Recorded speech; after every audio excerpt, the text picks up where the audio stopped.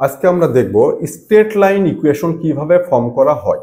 Straight line ইকুয়েশনের জন্য লাগবে এই যে স্ট্রেট লাইনের ইকুয়েশন ফর্ম করবে সেই স্ট্রেট লাইনটা যে পাস করবে তার যে কোনো একটা পয়েন্ট, ধরলাম x1 y1 পয়েন্ট দিয়ে এটা পাস করে, অ্যান্ড এই যে লাইনটা ফর্ম করবে সেই লাইনটার গ্রেডিয়েন্ট। যদি এই দুটো জিনিস থাকে তাহলে আমরা ইকুয়েশন ফর্ম করব y minus y1 equal m into x minus x1। এটা হলো স্ট্রেট লাইনের ফর্মুলা।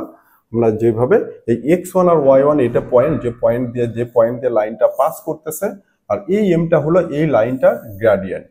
সো গ্রেডিয়েন্ট আর একটা পাসিং পয়েন্ট দেওয়া থাকলে আমরা এইভাবে ইকুয়েশন ফর্ম করতে পারি স্ট্রেট লাইনের। সো ধরলাম গ্রেডিয়েন্ট একটা ইকুয়েশনের 2, এবং এই লাইনটা একটা লাইনের গ্রেডিয়েন্ট কত 2, এবং এটা পাস করবে ধরলাম যে 1 3 পয়েন্ট দিয়ে পাস করবে। তাহলে এই লাইনটার ইকুয়েশনটা কি হবে? তাহলে y মাইনাস y1 এর ভ্যালু কত 3 ইকুয়াল m হচ্ছে 2 ইন্টু x মাইনাস x1 এর ভ্যালু হচ্ছে x কোঅর্ডিনেট 1। তাহলে কি করলাম, y minus y coordinate equal gradient 2 x minus x coordinate. So finally y minus 3 equal 2x minus 2. So y equal হবে 2x minus 2, এই minus 3 যে plus 3.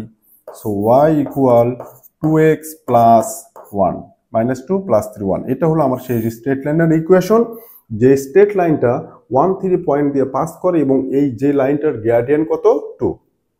ওকে।